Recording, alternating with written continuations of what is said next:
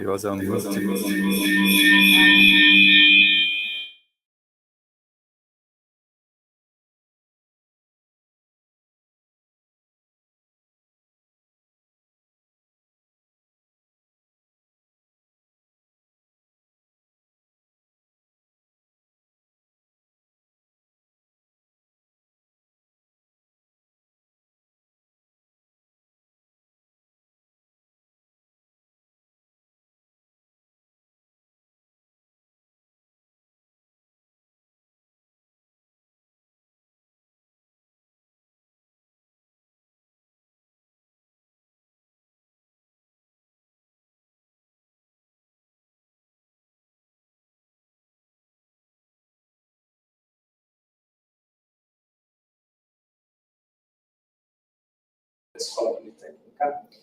I'll briefly read his biography. It's quite interesting. So Professor Nigel Brandon is an electrochemical engineer who has spent his career working on the science, engineering, and technology of electrochemical devices for the low-carbon energy transition, in particular fuel cells, flow batteries, and electrolyzers. He holds an engineering degree and PhD from Imperial College London, to which he returned as an academic in 1998, following a 14-year research career in BP and Rolls-Royce. He's a founder of Ceres Power, a UK company developing fuel cells and electrolyzers technologies based around a unique metal-supported solid oxide cell technology, and a founder of the RFC Power, a UK company developing a novel liquid gas flow battery to store renewable energy. Professor Nigel Brandon was awarded the Royal Academy of Engineering Silver Medal in 2007 for his contribution to fuel cell engineering, and made a Fellow of the Royal Academy of Engineering in 2008. He was also awarded an OBE in 2011 for his service to UK-China Service Science in the field of energy and climate change. I thank you very much, Professor Nigel, for delivering us this talk. Please, the floor is yours. Okay. Well, thank you very much. I'm going to work out where I'm best to stand. Am I okay over here? Is that all right? Yeah, I think so. Well, look, it's a pleasure to be here, and I can tell this isn't the undergraduate talk I gave before, because all the undergraduates sat at the back, and you're all sitting at the front, so we've moved forward, so that's great. In this presentation, I'm going to focus on hydrogen as an energy carrier and explore some of the roles and applications that hydrogen might offer and the technologies that are going to support that. So I'm going to talk a little bit to start with about why hydrogen and where hydrogen. I'll talk about it in a UK context because that's the one I know, but I think there will be parallels to other regions of the world. I'm going to talk very briefly about what we mean by the different colours of hydrogen, which reflect really the carbon intensity of the routes by which we produce it, and then talk about some of the application areas. So this is the UK energy system. And what we're plotting here on the vertical axis is the flow of energy in gigawatt hours per day over time for different across the months of the year over the last recent years. And I'm grateful to colleagues at the University of Birmingham who produced this sort of synthesized data set for the UK energy system. And I take from this some key points. Firstly, we often think about energy as electricity. And of course that's correct, but only partly correct. If I look at the flow of electricity through the UK energy system, it's this line at the bottom. Has a little bit of oscillation between the summer months where we're in the northern hemisphere, so this is when we need less power, and the winter months when we need a bit more. But it's pretty flat.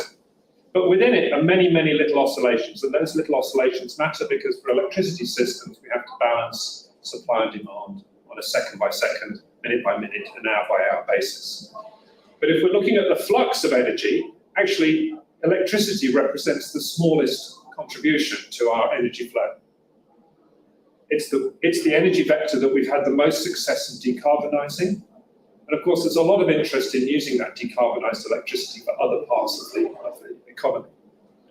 The horizontal line here is the flow of energy as liquid fossil fuels, or liquid fuels, essentially fossil fuels of diesel and gasoline. So this is pretty much entirely transport related. Interesting to see the dip here. This is COVID, and this is the reduction in people moving around and travelling and the associated reduction in transport demand. But a pretty flat demand for fossil energy. Now, we, of course, are interested in decarbonising that. And in fact, the British government have said that after 2030, we won't be able to buy any new gasoline or diesel fueled cars or vans. So that they are banned, sales are banned from 2030, which is 8 years away, it's not very far. So that means that has to be electric. Obviously, the trucks and larger vehicles will probably be cut down in fossil fuel consumption, post-2040, but 2030 is not far away. So if we're going to replace all of this energy with electricity, we might think about replacing some of it with hydrogen as well, but let's just talk about electricity for a moment. Bearing in mind that an electric vehicle is around twice as efficient as an internal combustion engine vehicle, this 1,600 gigawatt hours of energy per day will become about 800 gigawatt hours of energy per day, which is about the same as the entire current UK generating capacity. So we need to double our capacity to be able to deliver all transport by electric. Then we've got this big blue line, this sinusoidal line, and this is the flow of energy as natural gas. And it highlights the scale of the problem for countries like the UK, which are very reliant on natural gas for heat. Almost all of our heat comes from natural gas, but also for partly some of our power generation comes from natural gas, and of course it's used in industrial processes. The very cyclical nature of this reflects the heat demand in the winter relative to the heat demand in the summer, and of course there remains a baseline because it's not only heat that we use it for. So this is one of the big winter storms, the so-called beast from the east, in which total gas demand was nearly 5 terawatt hours over one day. And how do you build an energy system that's resilient to those sorts of shocks is actually a real challenge. And how do you build one that can replace natural gas? Because natural gas, unabated natural gas consumption cannot continue in a world in which we're trying to deliver a net zero carbon footprint. And this is probably, I think, the biggest challenge that we have is what do we shift, what do we do to meet the demands that natural gas currently provide? If we're just thinking about heat, and we think about some of these peak heat demands here, typically say 3,600 or even 4,000 gigawatt hours per day in winter, and we think, well, let's deliver all of that with electricity. And we would choose to do that with a heat pump because that's the most efficient way of converting electricity to heat. And let's be generous and say that's got a coefficient of performance of 4, which is actually better than most heat pumps today. Certainly in a wet, damp climate like the UK's in our winter, which make heat pumps quite inefficient. But let's say it's 4. That means we need about 1,000 gigawatt hours of extra peak if we deliver it all with electricity. Well, 1,000 gigawatt hours puts us up to there, and then you throw transport on top of that, that puts us up to here. You can start to see the enormous different challenges that would make in terms of designing and building an entirely electrical system. It's essentially unaffordable. So the question is, how do we think about carrying low carbon energy, not only with electricity, which is clearly the very important driver, and this will certainly grow, but how do we also think about low carbon molecules? And the congruence of both low carbon molecules and low carbon electrons is going to be a really important intersection as we move forward. And the reason I'm interested in hydrogen and that we're interested in electrochemical technologies is that we could think about hydrogen replacing quite a lot of that natural gas demand. We might think about hydrogen replacing some of this. Of course, how we make that hydrogen and how we produce that hydrogen matters. And electrochemical technologies are essentially technologies that convert between electrons and molecules, and between molecules and electrons. And as we look ahead to our future energy system, technologies that can flexibly and efficiently convert between these different energy carriers are, in my view, important and are going to be important enablers for low carbon energy systems of the future. Okay, so I'm going to focus today on hydrogen, in particular as an energy vector. You may well be aware that, of course, we produce hydrogen today. We produce relatively large amounts of hydrogen, but we don't produce it as an energy carrier. We produce it as a chemical feedstock. It's produced for ammonia synthesis and petrochemical refining in particular. 98% of that hydrogen is made from fossil fuels. It's made from natural gas in particular, but also from coal, particularly in countries like China. And so it has a high CO2 footprint, and it's not, if our motivation is to go towards a net zero carbon economy, we can't continue to make hydrogen that way. So we have to think about other routes to making hydrogen that don't emit CO2. And this is where we think about the important thing about how we make the hydrogen. And you start to look, when you start to look at this issue, you start to find people talk about different colours of hydrogen. There are, in fact, other colours, pink hydrogen, which I think is the one made from nuclear power with electrolysis and so on. But turquoise hydrogen, which is made from kind of plasma gasification. But the two main ones are blue and green. So that's the ones I'm going to focus on today. Blue means hydrogen made from fossil fuels with carbon capture and storage.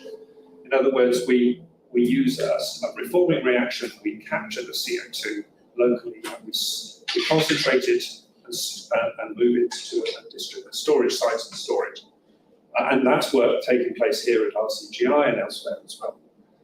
Green means that we make our hydrogen directly from renewables. So blue hydrogen is low carbon hydrogen, but it's not zero carbon hydrogen. And green hydrogen is in principle zero carbon hydrogen. Of course, there's always an environmental footprint in terms of the burden of manufacturing equipment and so on. But if we're just looking at the production step, it's zero. And so this is a cartoon from a paper we wrote in 2017, a sort of summary paper. And it just sort of paints a picture of what we might see as for the role of hydrogen in the future. As an energy carrier, working alongside, and it's really important to recognize, working alongside electrons. We might have blue hydrogen. We're going to talk in a bit about where blue hydrogen is today. But blue hydrogen can be made from natural gas, for example, but it could also be made from biomass. And then if you sequester the CO2, it actually becomes a negative emission hydrogen carrier. Taking CO2 out of the system, it becomes negative emission hydrogen. And so those thermochemical routes produce a hydrogen that can go into a range of applications. Or if we've got low carbon electrons from solar or wind, for example, or even nuclear, we can use electrolysis and produce green hydrogen. And that can all be mixed in together and at that point go into end-use applications. We can, if we want, take hydrogen and react it with CO2 and produce other energy carriers. And I know that's work that's taking place here in RCGI as well. So this is perhaps a picture of how we might have hydrogen as an energy carrier in the future. Where hydrogen sits in this landscape will depend on many factors, one of which is cost. And of course, that's been one of the well-cited reasons why there's been some reluctance to move to hydrogen so far. But one of the big advantages hydrogen has, and I'm sorry that the text isn't clear, but it comes from this Royal Society report on options for producing low-carbon hydrogen at scale that I was one of the contributors to. What the key is that you can make hydrogen from many, many different energy sources. You can make it from biomass, you can make it from fossil fuels if you do carbon capture, you can make it from different sources of low-carbon electrons. And this flexibility to produce hydrogen is actually really important. It means that different parts of the world with different resources can think about how they produce a low-carbon molecule, and then we can use some common conversion technologies to take that low-carbon molecule, for example, into a fuel cell or into a gas turbine, and get some economy of scale in terms of the energy conversion technologies. And I think going forward, that's a really important characteristic that hydrogen brings. So let's talk about cost. As I say, traditionally, we make hydrogen from natural gas by steam reforming. And this is some data from the literature which looks at the relationship between the gas price, natural gas price in euros per megawatt hour, and the price of the hydrogen you produce. And the blue hydrogen sits on top of the grey hydrogen because a carbon price has been applied. In this particular case, 65 euros per tonne of CO2 gives you equivalence cost. And you can see that in terms of historical gas prices, which are generally around 20 euros per megawatt hour, that gives you about 2 euros per kilogram hydrogen. And where the world wants to get to is it would love to see 1 euro per kilogram. But 1 euro per kilogram is cheaper than fossil, full stop. You know, that's it. But at 2 euros per kilogram, it's pretty competitive. And when I pulled this off the literature, gas prices have rocketed up to 90 euros per megawatt hour. And so that meant that it was about 6 euros per kilogram. Before I came on this trip, I looked up some more recent data on gas prices in Europe. This is a natural gas price, again in euros per megawatt hour. You can't read it very well, but this is time, so this is over years. This is out to 2022. You can start to see it rocketing up. This is the war in Ukraine having an influence on natural gas prices. And it had risen up to about 180 euros per megawatt hour. Today, it's at 270 euros per megawatt hour versus 20, which is the historic baseline. And the forecast, and that's all it is, of course, but is that it will continue to rise. And in fact, you've got people saying, well, in a year's time, it'll be over 500 euros per megawatt hour. It's likely to relax back from that. But this is creating, I can speak from first-hand experience in the UK, enormous pressures on energy prices. So, 250 versus 20, or 280 versus 20, it's got it 14 times. So energy prices having a knock-on effect, it's having a knock-on effect on electricity prices because a lot of electricity is made from gas. And so you'll start to see this rippling out around the world, I'm sure. But these are European issues, and this is because of the war in Ukraine. So huge challenges I can speak to my own university, where our energy bill has tripled. We haven't got the money to pay it, so it's a tricky thing, right? And it's going to be a real issue. But you can see here at 280, or certainly at 500, right? And this is at even 370. It's going to be up, this puts you up to about 22 euros per kilogram of hydrogen. So real impact on blue hydrogen, a real impact on grey hydrogen, but a real impact on society and consumers. And this is a real issue, particularly as winter is coming. We haven't even got to the cold bit of the year. But the prices are rising because countries are stockpiling gas ready for winter. So what about green hydrogen? So green hydrogen is made from electricity, okay? And it's made from green electrons. It's independent of gas prices in principle. These things should be decoupled. In fact, what's happening is because electricity prices are rising off the back of natural gas prices, renewable operators are making very large profits because they're producing at net. Effectively, their capital's written off, so they're purely profit margins. So, in fact, there's a talk about a windfall tax on renewables, as well as a windfall tax on fossil companies because of the vast profits they're making at the moment. But in any event, you can see that for green hydrogen, 60 to 80% of the cost of green hydrogen is the electricity. And at typical power prices of 40 euros per megawatt hour, you're up around 4 to 5 euros per kilogram. And this is why green hydrogen has been slow to move forward, because with grey hydrogen at about 2, green hydrogen at about 5 euros per kilogram, historically, it's been a more expensive option. It's not going to be a more expensive option if gas prices stay high. And I think they will relax back eventually, perhaps not back to the level they were. But if you can get down to 10 euros per megawatt hour, as you can do in the most advantaged renewable sites, then you're down approaching this 2 euros per kilogram number.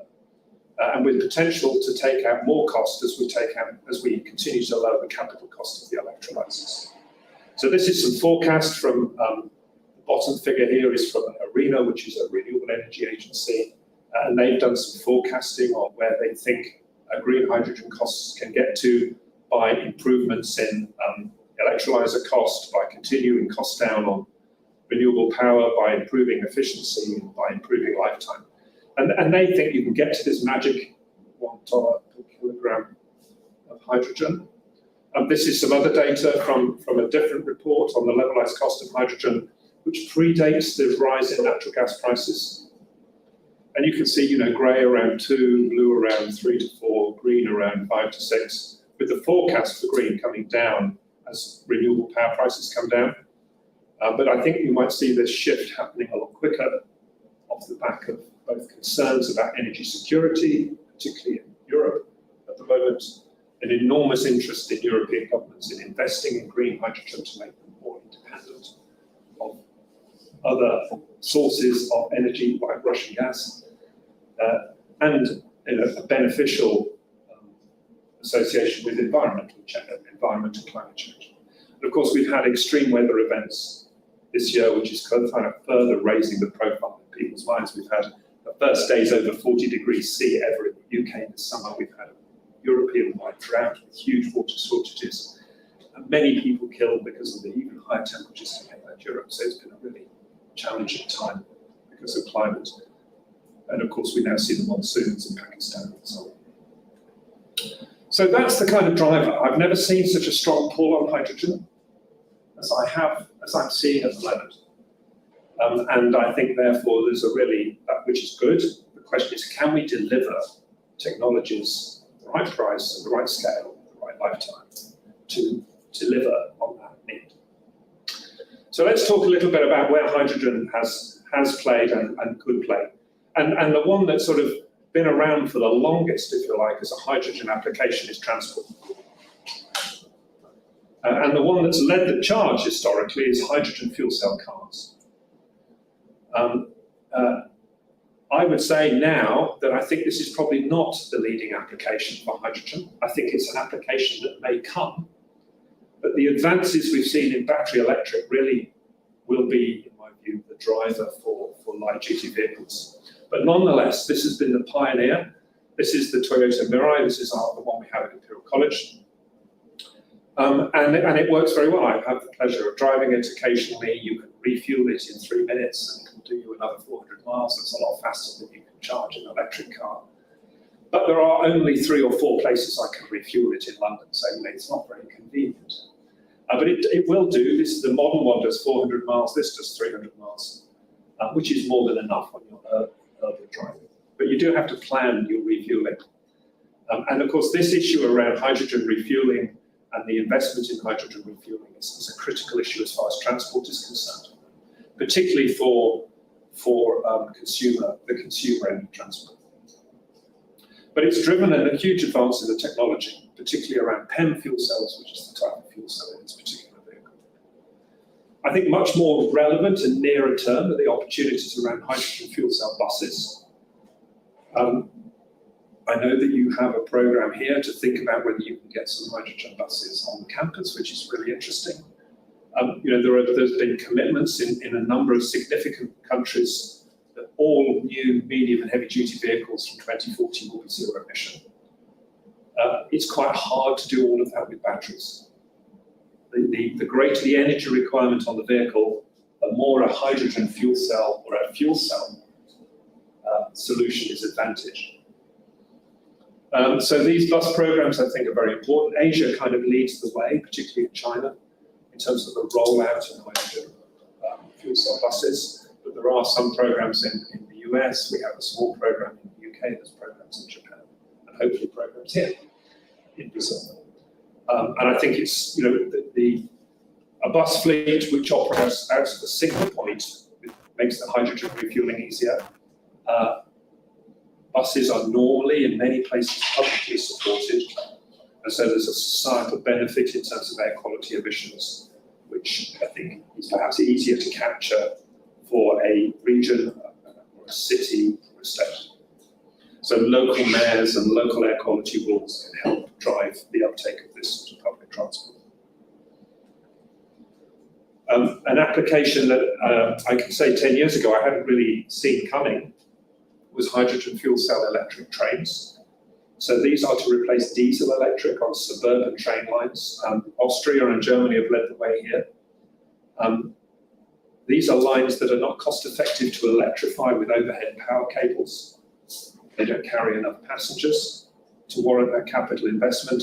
So again, they're operating from a fixed site. You can have your hydrogen refueling in a set place. And these are PEM fuel cell powered hydrogen fueled trains. And then the other one, which I think is a really big opportunity, is around trucks and heavy-duty vehicles. And I think this is the battleground, if you like, between hydrogen fuel cell, or indeed any fuel cell, and batteries. And I don't know where that's going to land. It's going to be down to the improvements in those two technology sets. But personally, my personal view is that batteries are going to see, I really don't see a big step change in energy density for batteries on the horizon. I do see improvements in cost, I do see improvements in lifetime, so I see the cost of that technology coming down. But I struggle to see significant change in power density, energy density, I should say. So I do think there is an opportunity for fuel cell-based solutions to compete and have a place in these heavy-duty, longer-distance transport markets. In the presentations earlier this afternoon to some of your undergraduates, the question was, very relevant question was raised, well, what about aircraft? And indeed, there are interests, there are companies, Zero Avia is one, Electric Aviation Group I'm working with in the UK is another, trying to look at hydrogen fuel cell solutions for aircraft. There's also the question about marine, and again, that's another really interesting area around what's going to fuel the ships of the future, not fuel oil. So the question is what? And you start to enter into a debate then between hydrogen or hydrogen carriers like ammonia or ethanol, and other synthetic liquid fuels making CO2 combined with hydrogen. Those fuels are more expensive, they require a lot of energy to produce, but once you produce them, they have a high energy density. So there's a sort of debate about where that will end up. Okay, let's talk about heat and power. And this is a report we wrote some years ago, 2017, looking at options for greening up the natural gas grid. Sorry you can't read this, but this basically says the percentage of households connected to the gas network, by which we mean the natural gas network. And this is the Netherlands and this is the UK. So that's 90-odd% of our buildings and households use natural gas for heat. If we come down, we find Brazil here. So relatively low penetration, and I don't know if that's right still, but a relatively low penetration of natural gas. So you're less sensitive than we are. How do we, and of course we need a lot of heat because we're a cold climate, Italy, Singapore, Australia, and so on. How do we replace that natural gas and what do we replace it with? So I've been interested, and we've been interested for a long time in how do fuel cells play a role in providing heat and power to try and help make the provision of heat and power services more efficient. If you have if you have a fuel cell combined heat and power unit providing heat and power to a home or a building, so it's taking in natural gas, say today, and it's producing the power for that building or home, but also capturing the heat locally. That saves you about 25% on your energy consumption. So that's a significant saving off your energy bill and a significant CO2 saving. Of course, it's not zero emission, but it works on natural gas today. But it would work on hydrogen tomorrow. So these are heat and power solutions that they don't lock you into a particular technological solution. So for some buildings where it's really hard to electrify them with heat pumps, and for example, if you're in a flat or in a building with no outside space, heat pump is a really difficult solution. For a new build, a heat pump is a great solution. For a retrofit, less so. Then this provides an energy efficiency technology today with the opportunity to be hydrogen ready in the future. And indeed, there are adverts on British television now, because I've seen them, from boiler manufacturers who produce the units that heat your home, saying these are hydrogen ready. So it's quite interesting. But those are combustion based. If you have power as well, the other advantage is that you never lose your heating. If there's a power interruption to your home, all of your heating switches off because it uses electrical power from the pumps. But if you have a fuel cell heating solution, the power never fails because you're making your own electricity. And it's very rare for the gas to be interrupted. So some years ago, I was involved in, as Tiago said in his kind introduction, in founding a company along with colleagues called Ceres Power 22 years ago. And this is the company today. I'm no longer an officer of the company, but I chair their scientific advisory board. But many Many colleagues have done lots of work. There are 600 staff at this company now working hard to bring this technology to fruition. And this is a metal-supported solid oxide fuel cell. So this is a photograph of the metal plate that's pre-stamped, and the shiny grey layer there is the electrolyte. That's a ceramic coating that conducts oxygen ions, which is key to the device actually working. And this is about a 1 kilowatt unit. So that's on the size. And this is the pilot facility. So this is a company that's really is an example, I think, that we were sort of talking before this meeting about where do fuel cells sit today? And I'd say that they are starting to get true commercial traction. One of the indicators of that are major companies investing in this space. So Bosch, you will have heard of, I hope, the major German company have taken a stake in this particular setup, startup, it's not a startup anymore, this particular company, and have a factory being constructed in Germany. Weichai are a big engine manufacturer in China, and they have been putting Ceres technology into buses, electric buses in China, not to power the bus, not to make the bus move, but to provide the heat and hotel load and power the bus. Doosan are a huge Korean conglomeration looking at particularly thinking about marine applications of this technology. And Miura are one of the largest boiler manufacturers in Japan, and you can actually go and buy a CHP unit from them with a Ceres fuel cell inside it. So it's starting to get commercial traction, and that's also reflected in the fact that the market cap of this company is now over £1 billion, and that doesn't happen unless there's interest from investments community in companies with a place to play. Okay, so I've talked briefly about transport, we've talked briefly about heat and power. I want to talk about the role of hydrogen also in helping balance the energy system. And again, as we continue to electrify, this becomes increasingly important. How do we balance supply and demand? And in particular, I want to talk about long-term energy storage. For short periods of energy storage, batteries are fine. But for long-term storage, it's not so clear. So, for example, this is a study from my colleague, Goran Strabak at Imperial College. And what they've done is they've analysed the amount of hydrogen you need, or effectively the amount of energy you need, to balance wind. If we had a fully renewable system based around wind, which is our biggest resource as an island in the UK. And what would happen if we had increasing numbers of weeks with low wind? In Northern Europe, the lowest levels of wind are in the winter, which is inconvenient because that's when you need the highest amount of energy. So if you had, say, 4 weeks without wind on a wind-based system, you'd need 20 to 40 terawatt hours of storage. Okay, so 20 to 40 terawatt hours. So just think of that number. That's a lot of energy to back up.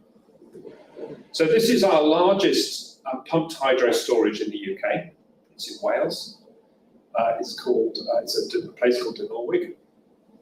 And actually, what we've done here is we've hollowed out a mountain, and we have an upper reservoir and a lower reservoir, and this is used as a pumped hydro store.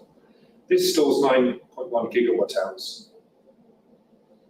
1 million tons of hydrogen stores 33 terawatt hours, which is the equivalent to 3,600 of these. Now, bearing in mind we need about 30 terawatt hours of storage, we need 3,600. We haven't got 3,600 mountains to put them in, let alone the cost of engineering those solutions. So how do you do this? But hydrogen, right? So just have 33 terawatt hours still in your mind. So this is a study from a German study published in the International Journal of Hydrogen Energy. And they've done a review of the potential for storing hydrogen in the subsurface in underground caverns. So these are solution mined salt caverns. So you need the right geology, but have a salt reserve, which obviously depends on where you are in the world as to whether you've got that. But with that, there's a well-established capability for solution mining. You pump water in a high pressure, you effectively mine out and mill out a big cavern. It's already done. Hydrogen is stored in salt caverns in the UK already to back up petrochemical plants. The US has some very large hydrogen caverns, 100 gigawatt hours of hydrogen in the largest. Not designed for storage, but designed as a strategic reserve for their petrochemical industry. So it's a well-established capability. It's not, so it's doable in terms of the engineering. And they looked across all of Europe, and they've looked at different countries and their total cavern storage capacity in terawatt hours.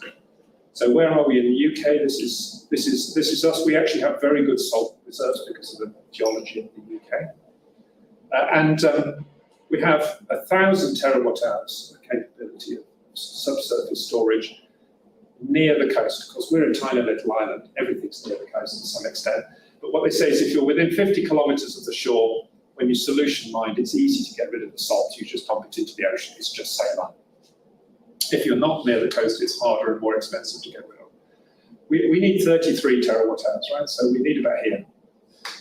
And indeed, you can look at other countries. Now, not every country has it, but when you add up the capacity in Europe, we do have enough. So it's an interesting option for strategic long-term energy storage. There are not many strategic long-term energy storage capabilities for a place like in Europe.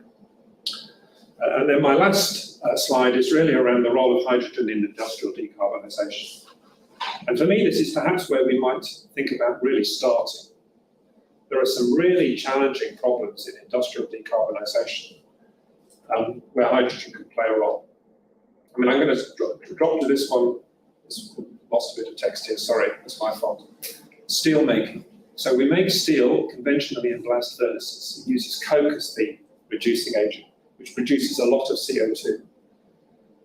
If we carry on making steel that way, steel making on its own, and I know what the rest of the text should say, will use 50% of our entire carbon budget, just making steel. There is another process in which you use today natural gas to reduce iron oxide as a reducing agent, direct reduction of iron, DRI. You can replace that natural gas with hydrogen and do the direct reduction of iron using hydrogen. And there are trials taking place, and that would completely produce a zero carbon steel if you've made your hydrogen from a zero carbon process. And there are some big programs on making hydrogen and then turning it into ammonia. For example, this project in Saudi Arabia is the world's biggest green hydrogen project at the moment, making green ammonia, with a vision that that green ammonia would then be shipped and used as an exported fuel. There's another similar project in Australia that's got the same ambition. And of course, as we say at the top, global ammonia production is an enormous carbon dioxide emitter. So a very obvious thing to do is to replace grey hydrogen for ammonia synthesis with green hydrogen for ammonia synthesis, and you've eliminated a significant fraction of global CO2. So some really interesting opportunities for decarbonisation at scale. And I would have said before the rising prices of natural gas that this is a really good place for blue hydrogen to kick us off. I think blue hydrogen has suddenly got very expensive, at least in Europe. Okay, so I'll stop there. What I've hoped I've shown is that we need both low to zero carbon molecules alongside low to zero carbon electrons, and I think this is a really important thing to have in mind. And how those work together depends on the system, the energy system you have, and of course that's regionally and spatially dependent. Hydrogen and its carriers, and I know we're here talking about ethanol here in Brazil. You have a particularly high resource of a different type of hydrogen carrier, which is why I put it in brackets, because it's not a conversation that you find widespread in this field. But it is obviously a big opportunity here in Brazil. Are really interesting options for these low to carbon, zero carbon molecules. There are growing international commitments to making hydrogen, but I just want to remind us all that making it is no use if we can't distribute, store, and use it. So we have to have an integrated and co-created ecosystem that does all of that. So we have to remember that when we're investing in production. We need to also invest in its distribution, storage, and use. Okay, this is a UK piece, a great science base, which we do have. So this was talking to a UK audience, this slide. But I do think that you have a great science base here as well. And I think international collaboration in this space is really important. So we look forward to that. And there are some website links here if anyone's interested in looking up details. So I'll stop there. Thank you. Thank you so much. Do you have questions? I actually find very interesting the use of the solid oxide fuel cell to heat and power. You can give to a home. And do you think about the use also to produce cold, to produce air conditioning? Yeah. So the question is, can you use the heat to produce cold? And of course you can. Yes.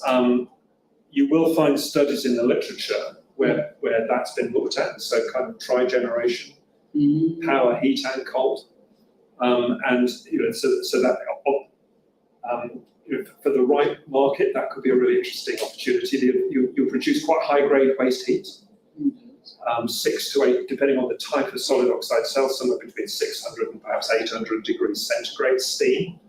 So that is useful heat for turning into cold. So that's certainly something that could be considered. I'm not aware of anyone actually implementing it at the moment. I may have missed something, but I'm not aware of anyone. But it's there's no reason why. Yes, for example, it was 40 degrees in London last summer, so would be something to. That consumer market is so price sensitive. I just think we have to remember that. So, and it would be a new approach. But yes, if we get into 40 degrees C regularly in the UK. And indeed, even hotter in the rest of Europe. There were 44, 45 in Spain and Italy. Without widespread aircon, then that becomes an option for sure. Interesting. So right now, solid oxide fuel cells are a mature technology. I'd say they are emerging still. So we still, if you look at the manufacturing scale. The only electrochemical technology made at a truly global scale is the lithium-ion battery. The lithium-ion battery is made, at the gigascale. So the Tesla gigafactories have really, and the like, have really advanced that field and have driven down the cost of lithium-ion batteries enormously. Of course, there's been technical innovation, but it's been mostly down to manufacturing scale. No other electrochemical technology is made at that scale yet. You're starting to see investments announced in electrolyzer manufacture at that scale, and I think that will continue to drive down electrolyzer cost. With fuel cell investments lag behind that, but there are companies, Ceres being one, but others as well, Bloom in the US, investing in capacity for solid oxide manufacturing, and that will drive down the cost. All of these electrochemical technologies are based around a large number of repeat units. You've got it's a layered structure. You make millions and millions and millions of cells and you stack them up. So they lend themselves to economy of scale. Another question: do you think that the combination of hydrogen boiler and heat pump is a good combination? It will be interesting. Yes. That certainly looks interesting. So sort of hybrid heat pumps in which they have both the boiler and the boiler meets the peak load that the heat pump, because heat pumps don't like meeting high temperatures. So you have the two. Certainly, some studies have been done on that in a UK context. And hybrid hydrogen heat pump boilers look really interesting. And some reports have been written in the UK, which are publicly available, which look at that. So yeah, I do think it's an interesting technology option, for sure. I think that you've got a debate then between the heat pump world and the fuel cell world. I think one of the interesting things to think about is that a heat pump needs electricity and a fuel cell produces electricity. So actually a world in which you've got a mix of these things and you're offering consumers a choice, which I think is such an important requirement. Consumers need a choice. So giving them an ultimatum, that you must do this is really going to go down badly. Giving them a choice, saying you could have one of these or one of these, actually is likely to lead to a more, hopefully lead to a greater level of acceptance and change, but also actually produces a better system. If you've got, because what happens with a fuel cell system is when you need heat, you produce power. And in a heat pump system, when you need heat, you need power. So if you've got these mixed in, it's a better solution than having just one or the other. Whether that, so that's just a sort of characteristic of the technology. But yeah, we need all of that working, and we need a range of devices manufactured by a range of producers available to consumers so they can have a choice. And someone might choose this and someone might choose that. But unless they've got a choice, I think persuading homeowners to switch their heating technology is much harder than persuading them to switch their car. Yeah, maybe a smart home can make that decision because, I don't know, hydrogen cost is so high, so we go to the electrical mode or switch. Yes, there is that too. Yeah, particularly on the heat pump option or indeed the fuel cell option. So having that integrated in with smart control systems, smart sensors, smart grids provides options for the future. Some further questions? I was curious about the possibility to the ammonia as the energy carrier. So how do you see in a global perspective? I think you'll find a variety of views. You'll certainly find people who champion that, and you'll also find people who are nervous about it. Ammonia synthesis and distribution is a mature technology, which is the advantage of ammonia. And you can also convert some heat engines to run on ammonia. So there's an option to think about, well, I could have a marine application, particularly if I'm moving long distances in which I use ammonia as the carrier. On the other hand, ammonia is highly toxic. And so I think you've got to be careful about the end user use. But if you're thinking about, well, I could take hydrogen in a place which I just can't use it, and that pipeline is not sufficient, like the middle of an Australian desert, and then I could export it and have a traded low carbon fuel, that might be interesting. But it's very much a topic in which you'll find particularly some industrial companies quite nervous, and others who are advocates. But it is a way of, if we can think about where we've made hydrogen, right? So if we can make hydrogen locally, that's the best thing to do. Well, the first thing to say, if you can make electricity locally and use it, that's the best thing to do. If you can't use the electricity locally, or the end use is met by that service, you make hydrogen and use it locally. If you can't use the hydrogen locally, you might think about turning that hydrogen into something else. That could be ammonia, or it could be a liquid energy carrier.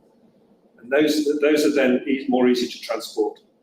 But each time you do that, you incur cost and inefficiency. So there's a hierarchy. Electrons first, yes. Hydrogen second. Ammonia third, probably, and a liquid carrier fourth is probably. But there will be a role for all of that, I think, in the energy system tomorrow.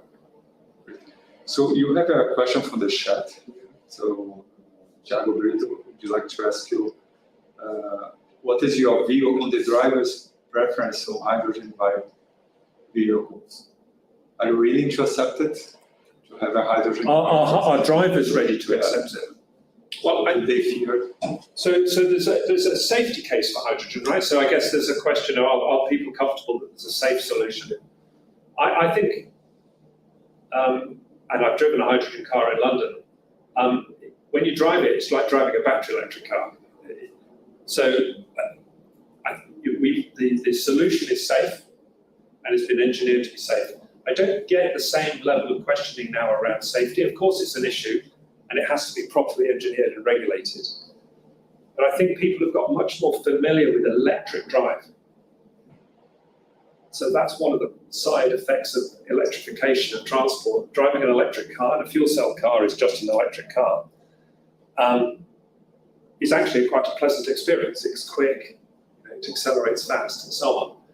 The plus is that you can refuel it quickly. The minus is there aren't many places to refuel it. But from a driver's perspective, it's the same. Feels like driving a battery electric car. And I get far less concerns over safety than perhaps 20 years ago. Further questions?